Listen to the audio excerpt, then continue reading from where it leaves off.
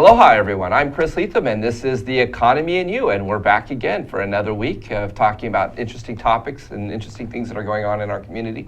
Today, I brought on a guest to address, who is working to address one of the issues that has profoundly affected our island, and that is the issue of homelessness and a lack of affordable housing. And our guest today is Nathan Toothman. Hi, Nathan. Welcome to the show. Chris. Nice to see you. Thanks for having me. Yeah. So this is an interesting topic, and it's certainly been a topic that has perplexed the powerful and elite here in Hawaii for the last few years. Although homelessness has been a problem for like 25, 30 years here in Hawaii. But it's just sort of, it just seems now it's gotten to a point where we've achieved critical mass. We really have no choice but to do something about it.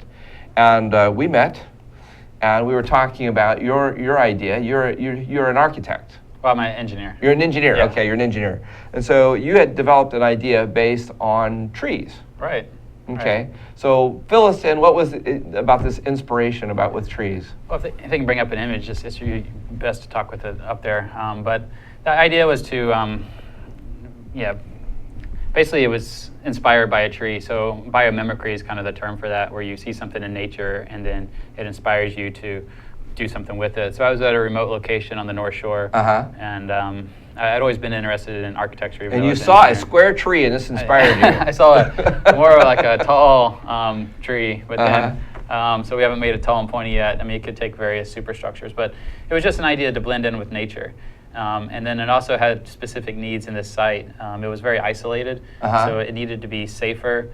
It had been affected by a tsunami in the past, so making a minimum contact area for a tsunami was important. The idea too was to store water in the trunk of your tree, so that as it's above ground here, that's 1,500 gallons of water. We call that a pool, right? A little mini pool, like a little mini. It could be a little mini hot tub. There you go. As well.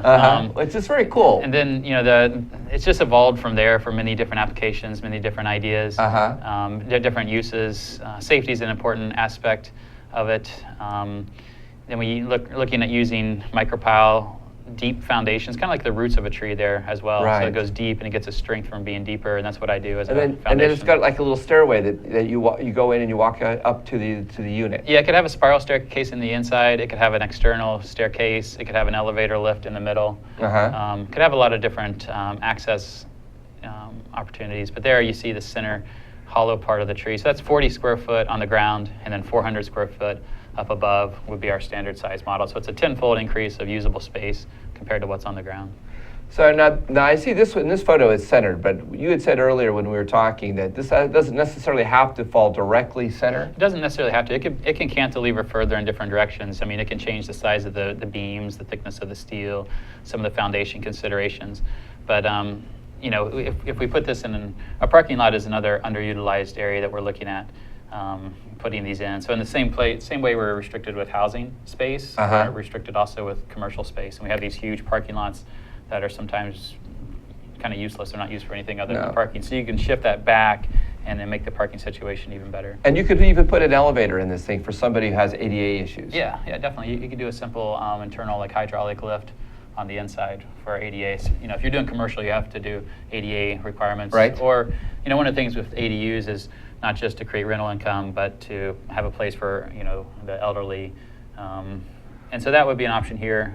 We could lower it down to if it was for use of an elderly person. So it doesn't necessarily have to go to this height. It doesn't have to. It depends on the application. Okay. But, so when you came up with this idea, when you were developing this concept, and I noticed that you have plants growing on the side of it. Right. Is there any particular reason why there's foliage on this unit? Well, for one was it makes it look more like a tree, right? It mimics nature there. But if you put it in Chinatown, you'd have to put a grand opening sign on it. Well, you can make it all harvestable plants. But it also has practical uses. It creates insulation for the structure. Okay. So it's this natural barrier of insulation.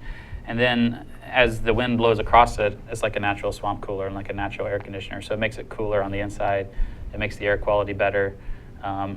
When you're inside of it, when you're surrounded by the plants, you feel a little bit more in tune with nature. So it's a better feel. So it's, and then as far as putting these in backyards, say you don't want a big ugly structure in your backyard, you want something that blends in and looks beautiful.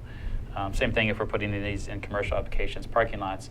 There's already trees in parking lots, right? So if it looks like a tree, then it's going to blend in and have now Well, commercial okay. space. So now that brings up an interesting thing. So the idea here is, of course, is that you came up with this design as a way to develop a housing solution. As we know, we need more housing solutions, but there's a lot of homes, and the idea is that the state has altered, or the city and county has altered the rules Yeah. regarding building an Ohana house or an extra unit in the backyard. Yeah. Yeah, that was the ADU bill. And it's not tied to the restrictions that the Ohana dwellings used to have, and that had to be connected to your house. So now you can do a standalone separate structure on residential property, subject to some limitations that we can go through. Okay. But there's about 100,000 homes that they've calculated up would qualify for this About 100,000 homes here in Hawaii, on Oahu. on Oahu. Yeah. Okay, that's a lot. Yeah, that's a lot. I think, it's a significant thing. They don't all have to be elevated structures, obviously. They don't even have to be detached structures. There's a lot of different options for people. But the whole goal is to get more density in underutilized space. So ADU stands for Accessory Dwelling Unit, but it means essentially add density in underutilized space. So that's the Okay, whole thing. now that just seems as a very interesting comment for Oahu, because the idea that we have underutilized space seems to be a bit of a contradiction at first perception. Yeah. You know, because you drive around this island and there's just property and road and houses everywhere. Yeah, but I mean, part of what's created this crunch is that we restricted so much of the island from development. I think it was back in the 70s with a lot of the, preservation and just cutting off. There's no more development from here forward. So that's what's driven this And density. is that also a problem with infrastructure, though? I mean, part of the reason that we haven't had as much development as we'd like to is because there has been an underwhelming amount of effort to maintain our infrastructure. Yeah, that's part of it, but I mean, they could put in more infrastructure if they want to do more developments in further areas. And Yes. a lot of places around the country, they do that. They just sprawl to eternity, and you can always build more infrastructure. It takes money, it takes a tax base. Yes. But in this case, yeah, you're adding more into the infrastructure, so you do have to meet the requirements to have enough sewer capacity. So there's a checklist you have to go through for the ADU to make sure that there is sewer capacity, or if you're on a septic system capacity. Same thing for water, same thing for road access. So that's a consideration. Yeah. Now with this, when you came up with this particular design, okay. Now you've got variations on this concept. We have various applications of it right now, and over time it will evolve into.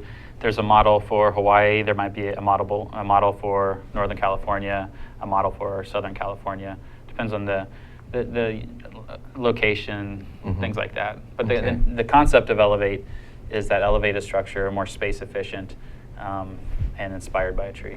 Now, can you only go one story, or is there a way to make these things stackable? You could go 2 stories in some cases. You're going to run into a height limit for residential, depending on your building envelope. But architecturally, is it possible? Yeah, it's possible. To go up and Yeah, maybe have this one is- unit and then another unit? Yeah, this structural steel. I mean, you can just upsize things and you upsize the foundations. It's all standard engineering stuff. So Okay. as long as you can meet that height limit, you can get taller. You can make the tree a taller tree. So yeah, you can get more out of it if you add layers to it. So that would probably be an eventual kind of iteration of this. Because I could see where if you were building something like this on a place that didn't necessarily have flat ground, Yeah. it had some sort of angle to it, but you wanted to be able to provide a nice view. Yeah. You might want to be able to go up a little bit higher so you get a nice view of the surrounding area. Yeah, that's really Or good you're being for blocked. this. You know, if you're to go low, you get blocked by somebody else. But if Yeah. you go higher, you get a great Yeah, view. higher for the views, you get Yeah. better breezes. It is, the pedestal homes, because you're just doing a smaller foundation, if you're on a hillside, you don't have to do as much excavation. So there's a green aspect of that, not as much site work, not as much retaining walls. You just have to focus on this 40 square foot, do it really right. And then the idea too on that is your house kind of floats above that area, and so we don't have to do as much. That site work is bad for the environment. Well, a lot of times too, you have shifting. Things shift. Yeah, that's what when mud. I don't know what you call it. It's when the sort of soil creep. soil creep or mudslide. Yeah, or things like that. doing foundation engineering is the main thing I do with my full-time company, Bear Engineering. So by having a smaller footprint, do you mitigate that?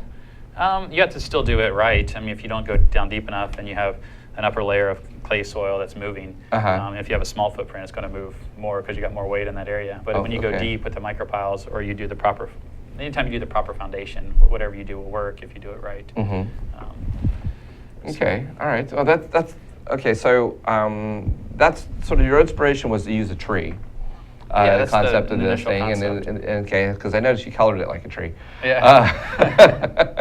It's got green foliage all over it. Okay, now, as far as, are there any limitations within the structure itself in terms of what you can do as far as running electricity or using? I mean, you basically have all the features of a home, right? There are no limitations. Yeah, there's no limitations. You would do normal bathrooms. The plumbing would come down through the trunk of the tree and then connect into wherever it connects. Okay. If you have electrical coming in, it could come in overhead if you needed to, or it comes through conduits. Or preferably what we want to do on these is make them off the grid. So we put enough solar panels on the roof, and then also we mix them on the sides because it blends. Oh, you can do that. You could put solar panels on the roof of this thing. Yeah. And yeah. on the side, and on the sides too. Yeah, on our example here, we have them on we have one on the side. Oh, okay. And that creates like this intersection between nature and technology. And it would usually look kind of weird to have solar panels on the sides of a house, but when you blend it with something else, then it works more. And so you can get more square foot coverage for the solar panels.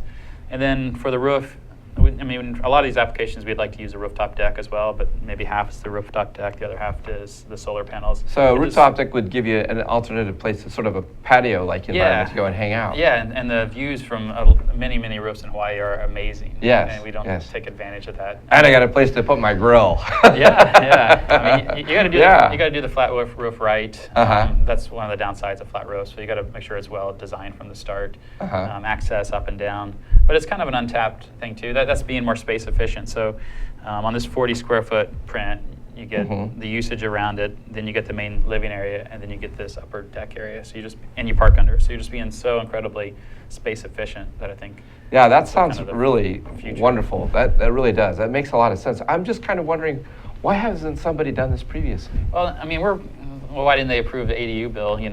10 years ago, it's the same thing. Some of it's driven by necessity. When the situation gets so bad with space, then you have to do something more creative. Then you need to, then it sort of sparks creativity to come up with new solutions. You still go to the mainland, to the Midwest, and you'll still I find acre lots. I noticed you used, what do you call those, louvered windows? The jalousies, yeah. Jalousies in this instance. And it just seems to me it's amazing that you can park a car under it, you can walk up to it. I don't know, what's that thing on the bottom where it looks like it's a flap that's sort of sitting out there? Is that just That's showing, say you were using like a bar or an entertainment center. It's just a door to access into that area. And so it kind of illustrates to a drive-through concept, because this can be used as drive-throughs of the future. So it's a more space-efficient drive-through. So you actually have some space under there that you can work with, even within that 40-foot footprint. Yeah, I mean, you can turn around in it. It's 5 by 8. Kids love to play in it too. There's a lot of uses for that. Wow, that's amazing. That's amazing. Now, I see some brown above the greenage, the foliage there. Is that just a different kind of plant? Yeah, just a different type of plant. We had just a variety of colors and textures to get more interest out of it. Okay, and then I also noticed there's a sunroof. Yeah, for sure. I mean, we want to be as energy efficient as possible. It just makes it brighter. It's kind of a no-brainer. That's awesome. That's awesome. Well, we're going to take a quick commercial break, and we're going to come back, and we're going to talk a little bit about ADU and what ADU is all about. Okay. Okay. I'm Chris Letha. This is The Economy and You, and we will be right back. So stay tuned for more. Aloha. Aloha. My name is Reg Baker, and I'm the host of Business in Hawaii with Reg Baker.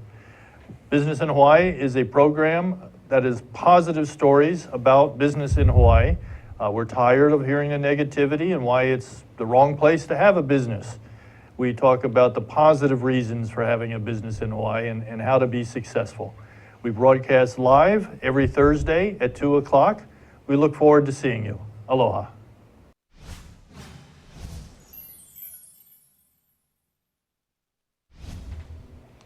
Hi, I'm Stan, the Energy Man, Stan Osterman, and I'm here to tell you about my show on Friday, every Friday, on my lunch hour, 12 o'clock till 1 o'clock here on Think Tech Hawaii. We talk about everything energy and anything you ever wanted to know about energy. So we're full of energy, and we'll see you here every Friday at noon to 1. Aloha. Wow, that was a fast minute. I'm Chris Letha, and this is The Economy and You, and today's guest is Nathan Toothman. Nathan is an engineer who has developed a very interesting structure that is part of a solution that was sort of inspired by a new law under what's called accessory dwelling units. Is that right, Nathan? That's right. Okay. So here in the second segment, let's talk a little bit and kind of give the guests an overview of what an ADU is all about, and give us some general education about this. Sure. I mean, it was passed through the city council as a way to address the affordable housing issue by increasing the supply, and then also requiring it to be on the smaller side, with the logic being smaller places rent for less. So they made a conscious decision to not approve large ADUs. So if you have a lot between 3,500 and 5,000 square feet, Okay. you can build up to 400 square feet. If you're from over 5,000 square feet, you can build up to 800 square feet. Which is so which is a pretty good sized unit, Yeah, actually. that's pretty good square foot. size. Yeah. Yeah, I mean, 800 square foot is fairly large. Right. Okay. So, yeah, that's one of the restrictions, is you can't build too big of units. So before the Ohana dwelling, they didn't have those sort of restrictions. So it's different than Ohana dwellings. Also, in this case, it applies to most residentially zoned properties, like R3.5 through R20, subject to limitations for other CC&Rs. So The CC&R, tell us what's a CC&R? like covenants, restrictions for like Mililani Town Association. Okay. Large parts of EVA, they say this is what you can do and this is what you can't do. So when you buy Okay. into that, you agree to that. So Uh-huh. they may or may not allow these. It just depends on what's approved So from their what? standpoint. So there's sort of a homeowners association that may Right. have some restrictions on what Right. you can do in terms of adding any of these smaller units. Right, and the government decided not to like try to force these people to abide by this. They left it up to these groups of people to decide what Okay, they okay. want and don't want. So where there is Um, no association, then you have the flexibility to go ahead and build one of these types of units. If If I mean, there's no you still have to overriding meet, covenant. Yeah, that, but then also infrastructure requirements. So you have to make sure there's sewer capacity or septic system capacity, Mhm. water capacity. Now, Roadway width. who figures all that out? So it's kind of up to the homeowner to do some pre-research and kind of Okay. do their own checklist first before. Now, are there any resources to help them accomplish that? So Yeah, that this on makes the- makes it easier for them? Yeah, the DPP brought out this checklist that you can get from their website, and it has this one-page ADU checklist. Okay. And then along with that, they have instructions for it and links and. So DPP is the explanation. Department of Planning and Permitting. Right. Okay, and just for those people who don't know what all these abbreviations Yeah. are, because a lot of people aren't necessarily familiar Sure. with these 3-letters and 4-letter acronyms. But the Department of Permitting and Planning has something on the website where they can go and then call and see if their property would meet all the requirements. Right, call to have or one of all of email, check with Okay. these different divisions to see that they meet that To meet those first. re- meet Because, those requirements Yeah, you want to first. make sure before you hire a drafter or an architect to go down the path of Uh-huh. designing the ADU, you need to make sure from the start that it's probably going to go through. So checking those. Yeah, because we know the restrictions. Department of Permitting and Planning can be just a little bit touchy sometimes about giving you a permit for things, and it can take a little time. Can take a little time. Yes. Yeah. Yeah. I think their intention is to streamline this process because they want it to go through. So that's why they have like a one-page checklist. And then you still have to go through the normal building permit application process for whatever Okay. you plan to build or All right. however you plan to do your modification. But they're trying to make it as user-friendly as possible. They're putting out like a homeowner's pamphlet, a little booklet, I think in February. Okay. Or that was the plan date. So that gives the homeowner just more information, pictures of options and illustrations, so people can understand what it's all about. Okay, so now let's say I meet all those requirements. Now, and I'm looking to, maybe possibly invest in one of your properties. Okay. After I sort of looked at that, what's the next step? I call you and say, tell me what I can build or what I can't build? Yeah, we would do like a free consultation to see if our structure is feasible on your property, if it makes sense. Mhm. Or if not, we could refer you to like a drafter or an architect if you wanted to do something different than ours. But that's kind of the next step after you do a high-level review from an ADU standpoint, then you have to make sure that you can get enough parking space. So you need an extra parking space unless you're within, I think, a half mile of a rail station. So from the drafting standpoint, Okay. you need to make sure you can lay that out on your property. You need to make sure you got access for Uh-huh. construction equipment to get back there and build it. So then there's all the other restrictions to setbacks. You still have to keep within the normal building setbacks.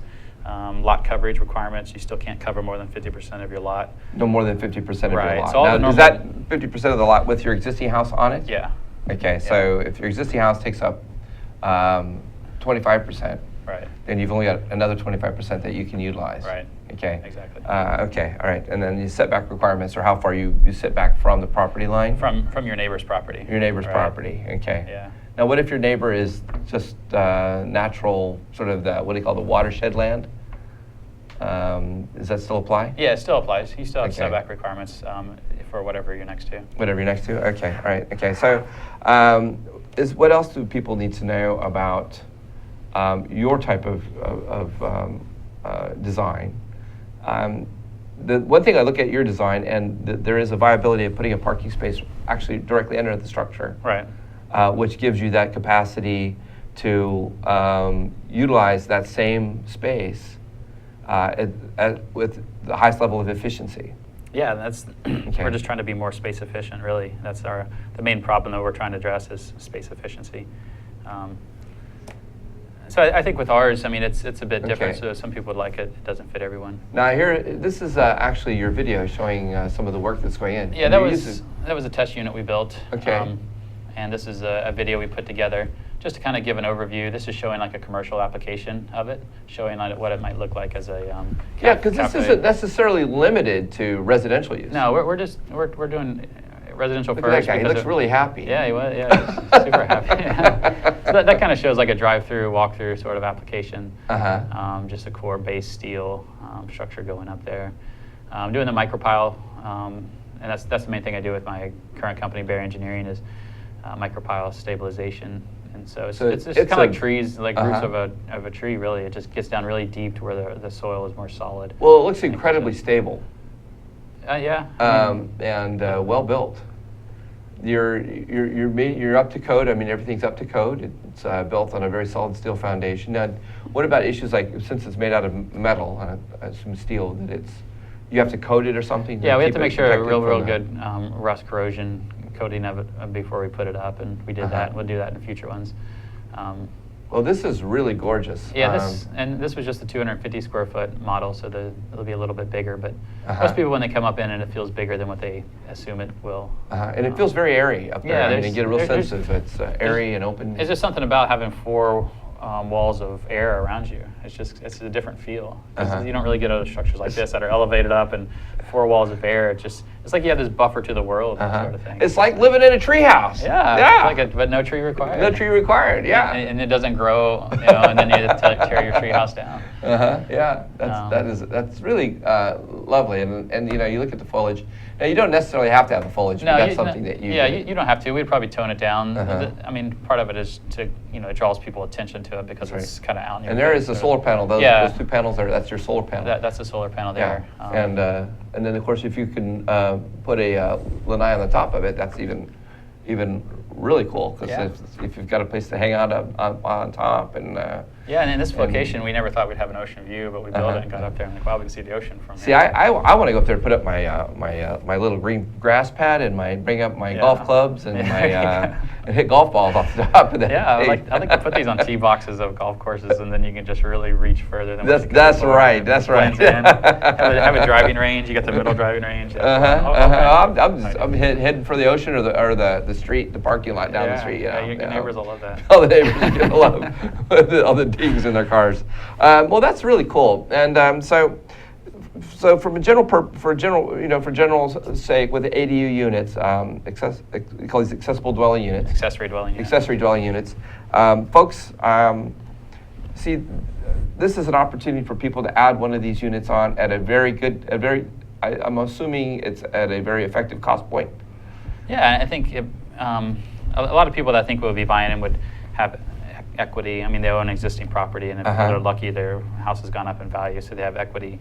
So you a lot of times get a home equity loan, and on average, maybe assume the loan's around $500, and then assume you could rent it for $1,000. There's all kinds of different scenarios with people's equity and the amount of purchase price and things like that. But at the end, it's not hard to see where it's a cash positive sort of investment to offset your mortgage. That's what I would see is, one, you're solving a homeless problem, and two, if you're able to build these at a fairly value-oriented price point where there's a return on the investment, Yeah. where they can justify a capitalization rate of Right. somewhere between 5 and 8% a year. That's a fairly equitable return on investment. And how about maintenance on these things? You know, any structure that you build is going to have maintenance along Uh-huh. with it. If you do living walls, clearly you need a little bit of maintenance there. Yes. If it's edible, then you're maintaining it by eating it. Yes, yes. But yeah, any structure you build, you got to consider that for your maintenance. Part of the cost. Would you say it's comparative to a regular home or comparable to a regular home? Yeah, and we're trying to design it from the start very well to minimize that maintenance cost. Okay. And we're doing the same sizes over and over. So if you want something bigger than 400, you just add on more of these structures next to each other. So okay. we have kind of one set module that we do a lot of times, so we'll get really good at it and be really tight from a maintenance standpoint. And that's where you get your flexibility, is doing more structures that are either literally touching or separated by walkways or decks. So these can actually conjoin in some fashion. Yeah, for sure. Oh, That's okay. how you get your larger sizes. So it's not limited just to a tiny house. But that's essentially what this is a tiny house. Yeah. Well, I like the idea if you could stack them up too, because then that's like, I don't know if you have to have 2 parking spaces or if you can build a double-decker system, then you can You just still need you one get that parking. you even get more efficiency out of it. Yeah, and if you're in a flood zone, sometimes they relax that height limit. Because you see places like that are 2 stories with parking underneath of it. Wow. And that's that's cool. yeah. good Well, thing. so we're gonna take another commercial break, and then we'll come back and we'll talk about some specific applications for these things. Cool. I'm Chris Leatham, and this is The Economy and You. Our guest today is Nathan Toothman, and we'll be right back. Okay, this is Think Tech Hawaii, and it's Wednesday. Every Wednesday is Energy Wednesday here in Hawaii, the state of clean energy. 4 to 5 p.m. every Wednesday. Come and listen to us. And just to show you what I mean, I'm going to ask Sharon to tell us more. Come and see us every Wednesday, as Jay said. And we have people like Jim Albers from HECO here and co-host Ray Starling here every Wednesday. We not only go on Olelo and OC16, but also stream live. So please come visit us, hear about the latest in clean energy. Okay, Jim, you've been here. You got any comment on all this? As important as energy is in all of our lives today, this is a great forum and a great format to vet those issues. So I encourage everybody to listen in and participate. Okay, Ray, what do you think for a close? Well, I think this is the greatest show in the energy world here in Hawaii. You can come here every week, 1 hour, and catch the latest on what's happening and hear from the people who really know what's going on, like Jim Alberts. We appreciate your coming today. Thank you. Ray Starling, Sharon Moriwaki, Jim Alberts, and Jay Fidel here in Hawaii, the state of clean energy. 4 to 5 Aloha. p.m. Wednesday. Aloha. They do you, but if you build one, you can still do it. Okay. Hi, and we're back. I'm Chris Leatham. This is The Economy and You. Today's guest is Nathan Toothman.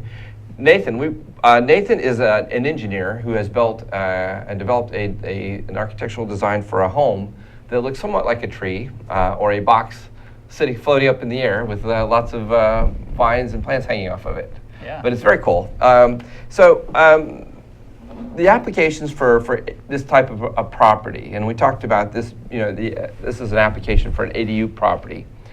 It doesn't necessarily have to be an ADU property. Right. Okay, people could build something like this because they may have some limitations on the land. They may have like a sort of a weird structure of land, like you got a pie-shaped lot or something that won't accommodate a normally sized home or normally constructed home. Yeah. Something like this would fit on there. Yeah, so there's that practicality of you need something to fit on a land that you can't build something normal. But now there's this movement of people who want to get away from building normal houses anyways and live in micro houses. So the micro house can be defined as small as 150 square feet. So it starts getting like really small. I've seen them on TV, but I'm just like, I would defy anybody to actually live in one. Well, they do actually. Yeah. And it's a movement, and it's not just the fringe kind of hippie type thing so much too. It's people wanting to downsize and simplify their lives. And so 150 is too small for even me. It's like a Tokyo apartment in the sky. Yeah, you can take it to an extreme, but I mean, I think the average size in Hong Kong of an apartment is 400 square feet. And so people are already living smaller spaces. I think younger generations are getting used to smaller spaces. Yes. So I think the trend of houses is not into the McMansions. I mean, there will always be people into McMansions, you know, but there's, even if you have the land, you might choose to still build smaller than what your parents had. Yeah, you know, there's sort of, I think I have a daughter who's a dancer, and she's all about lean and mean. Yeah. So I go into her apartment, she's got a bed and a desk. Yeah. That's it. I Yeah. mean, I'm just like, I don't know how she lives like that. Yeah. But that's all there is. So Yeah, and yeah, she doesn't necessarily need to have a lot of stuff. Yeah, and that's what this is about, is get a lower mortgage, live simply, have some portability too. That's one of the things with the micro homes, is a lot of them are on wheels, so you can like literally move them. That creates issues with getting loans. Yeah. But back to our structure too, we've designed it to be portable too, because it's bolted onto the micropal, the spot footer foundations, Uh-huh. and it's prefabricated in 2 sections that come and bolt on top of the base. So, it okay. can, and that's one of the big things, is that it's prefabricated or pre-crafted off-site, brought, set on top, connected together, Set it up, bolted down. and in the same way, it just removes that same way. So it gives more flexibility Uh-huh. now for a structure, that you don't have to demo it now if you don't like it. Okay, You so can if build I've it. got one that's blue and I want one that's red, I just come and take the red one off and come and put the blue one on. Yeah. Yeah. But you can change, I suppose the platform is the platform. And if you, for some reason, need to want to change the structure, Yeah. you take the old one off and put a new one on. Yeah, you could do that. Another applications would say like commercial land that's not going to be used for like 3 years, but you want to get something out of it. You Uh-huh. can bring this structure on, use it for 3 years, and then take it away. Even with residential property, sometimes you don't really know what the future is going to hold for how much space you need. Right. So I see a lot of people getting out of their houses just because it's too big for them. So there's a sort of reusability to this. Yeah, the goal is to not create disposable structures, and that's one of the concepts too. Say this is used for like a homeless application that's supposed to be temporary in nature, right? Then you could repurpose a structure like this for something else later. So Okay. it's just trying to change the way we think about the permanence of structures, but not just keeping them on wheels either, because you're limited when you're on wheels and you're on the ground. You know, it looks like a deluxe RV. Well, you know, there's nowhere to park an RV in Hawaii. Yeah. I mean, on this island anyway, maybe the neighbor islands, but if you're on this island, if you got an RV and you're trying to park that RV somewhere, good luck. Yeah, you don't see know, not very many on the roads here. You don't see a lot on the road, and you know, parking them is and being able to have sewer hookups and then being able to do everything that you need with an RV is almost impossible. Yeah. And they don't allow, and on this island, they don't allow trailer homes. Yeah. Yeah, so now maybe that's something we need to think about, but Sure. I like the concept of a reusable structure. I think that's amazing. Yeah. Yeah, I really do. I think that's a great idea. And also, if you have the ability to maybe, for example, you needed a bigger place later on. Yeah. You had kids. Oh my God, I didn't anticipate having kids. Okay, Yeah. I want to add another floor onto this Right. thing, you know. So And then eventually, when your kids move away, and then Uh-huh. you're sitting in this massive house all by yourself, like, well, I do we take off. really I need can take this the top massive unit, house? and the kids. Hey, kids, I got no room for you. You can't move back in again. Yeah. So some of those might be kind of, whether people actually do that or not, we don't know. But it gives you flexibility, it gives you options, expands. But you know, this is the sort of things, I think, how things, things aren't necessarily revolutionary, they're evolutionary. Yeah. And when you have a structure like this, and people go, okay, by the way, we can start building reusable structures, or we can build structures that we have the capacity to add on to, where we build something and then we bring it out and we add it on. Yeah. And we pre-built that into the core structure. Yeah. And having the ability to do those things, actually, I think is a marvelous idea. And why not? Yeah, why if not? we can do it, why not? I mean, Exactly. we're gonna have our windows in our homes will be solar panels. Mhm. That technology has already been developed. It's now just working to develop a higher level of efficiency. Yeah. But those things already exist. Yeah, so I see it as also self-reliance too. So, like you said, eventually when you have the Windows solar panels too, and then you have the new battery systems, there's no reason eventually in the long run to have power from somewhere else. And then in the same way too, you could conceivably be more independent water-wise too. Well, you can as long as I've got that pool down in the trunk of the Yeah, thing where you I can need go. the storage. Can't go for a long swim, but Yeah. it's there. Yeah. And there's more technology too to bring water out of the air. Yes. Using like dehumidifier sort of technology and other things too. But Uh-huh. just the more that people can be self-reliant and not as attached to whatever the status quo requirements are directionally in the long run, the better we are. Just personally, you feel better that you're not as dependent on people, and then That's the right. government has less requirements to provide this for other people. Well, the thing is too, if every home had its own sort of water supply, Yeah.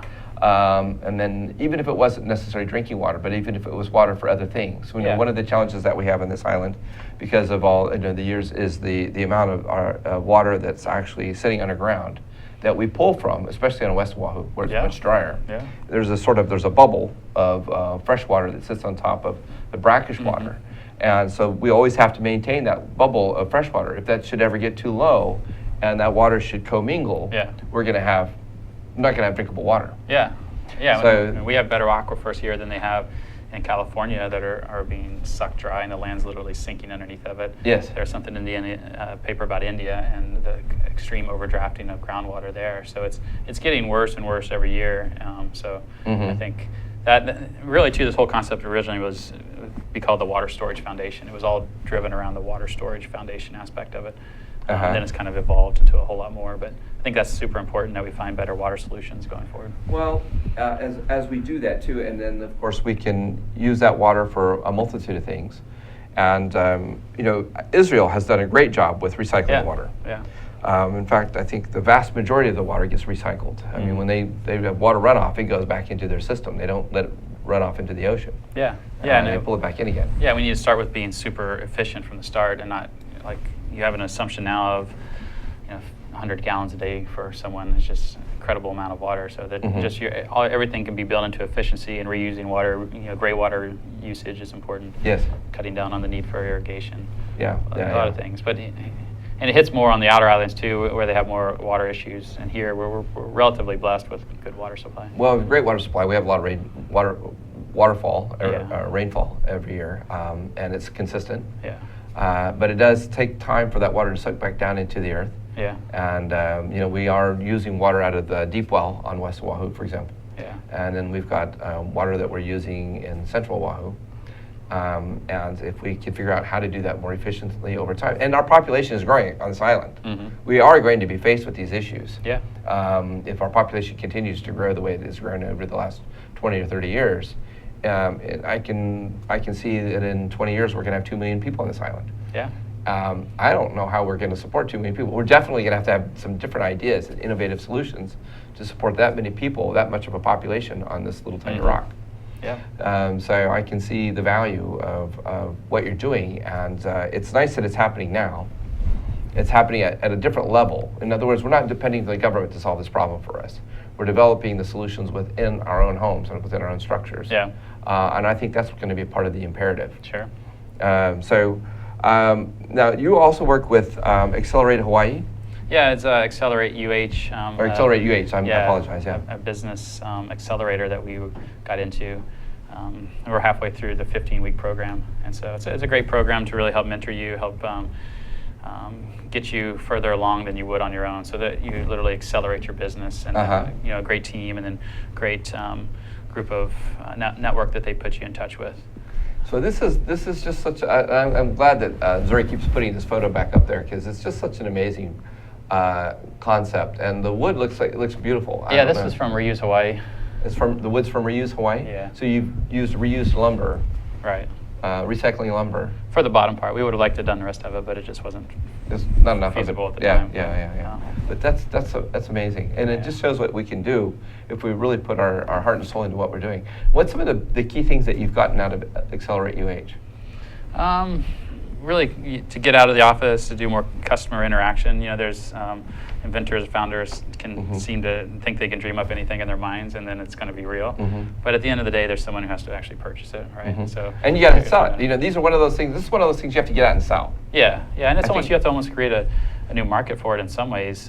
But it's also something too, when certain people see it and get it, it's like they really want it. So it's kind of a product that's bought, not necessarily sold. So. Actually, I would say if I were to build this, and I were to bring people into it, I think it would be an easy sell. I think that every time I go there, I realize there's no point trying to sell it unless you've come to it and seen it. Once you get there, there's not much point talking about it too much either, because you get it. It's so visual. You understand the space. I can imagine it's a very visceral experience. You walk in, you feel it.